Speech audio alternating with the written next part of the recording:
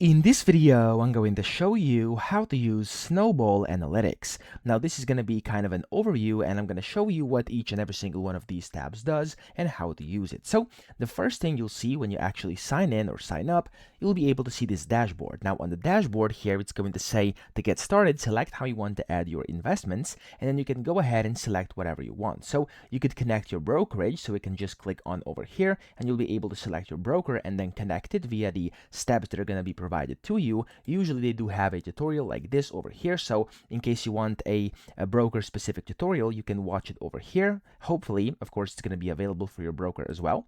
And then you also have the option to enter your holdings. So if you click on that, you can enter all of them manually, or you can also, as you can see, if I go one step back over here, and if it's going to allow me into the dashboard right now, for some reason it's not loading, there we go, you can also upload the brokerage statement, okay? So we can get this via different APIs, etc. You can click on that, and then here you can basically select it and complete it that way. So all of these things are very convenient. You can go ahead, go through, and get yourself set up that way. Or you could also, of course, if you just want to explore the functionality, you could just try a demo portfolio as well, which I'm going to do right now, just to actually show you around over here. And I'm going to actually just exit this over here, and I now do have a demo portfolio, as you can see. Now, this is how your dashboard is going to look like when you do have a portfolio. So as you can see, you'll be able to view the value. You can also hide different metrics if you want to, as you can see, and then disable that. You can see total profits, the IRRs, you can see your passive incomes, you can see your portfolio allocations, and then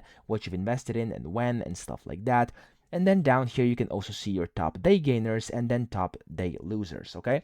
So that's, of course, very nice to see. You have recent and upcoming events, you have future payments, you have dividends received, you have dividend growth, you have your goals, stuff like that. So here, again, this is your dashboard. This is where your main things are going to be displayed to you for your analysis and overview.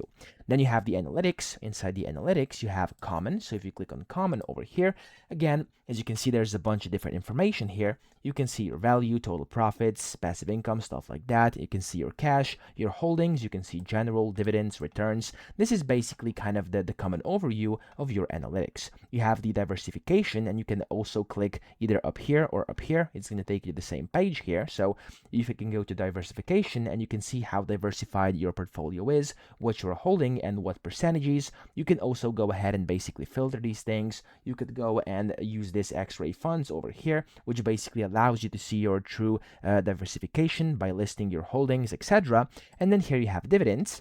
And in here, you can basically see your dividends, your yields, payouts, your pretty much everything, the allocation, stuff like that. It's another dashboard yet again. Here you can see the growth. You can basically go ahead and see how your growth was of your portfolio throughout the time, which is also very, very nice to see. You can see performances, you can see the dynamics, the holding performance, and stuff like that. Here you have the metrics.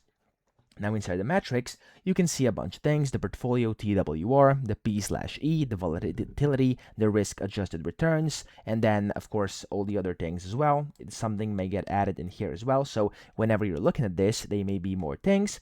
And here you have the reports, and inside the reports section, you'll be able to basically see your reports. You'll be able to export to PDFs, export to Excels. You'll be able to filter through these things very, very easily. So that's what happens on the Analytics tab. On the Portfolio tab, again, if I click on Portfolio right now, and if I go to Holdings, you can see basically what you're holding right now. You can go ahead and go into Transactions, where you can see your past transactions on your account inside your portfolio, and you can also add this if you want to. You have your dividend calendar here, where you can basically view the dividend calendar. You have your goals here, so in case you want to add them, you can add them over here and calculate them as well. You can see your 2025 recaps or the year before recaps, and then here you can, of course, see your cash as well, your categories, and then here you can also see your corporate actions. Now we also have different tools here, which is the portfolio rebalancing, so we can use this if you want to. You have the top dividend stocks here, which is kind of just a tool to actually discover things. You also have the dividend payout calendar, which we've seen. It's going to take you to a separate page. You have the portfolio lab here, in which basically you can find a winning strategy. You can go ahead and create one from scratch, or just copy them from your portfolios. You can then define the dip as well. So here it's going to allow you to kind of analyze the dips as well. And then last but not least, you have the community where basically you can see new articles, most popular stocks, funds, stuff like that. Up top, you can also add in a bunch of different things like new trades, holdings, dividend incomes. You can import spreadsheets, manage your cash and stuff like that. You can go ahead and search name of your tickers or assets in here. You could go ahead and basically see your watch list. If you don't have it, you can create one, and then you can switch between portfolios in case you have multiple ones up here very easily. You also can switch your currency in case you want to display in a different currency than USD, and then you also have your account here where you can manage your account, your subscription, notifications, and all that good stuff. So that's pretty much how to use it. I hope this video helped you out. If it did, please subscribe to the channel and help me out as well.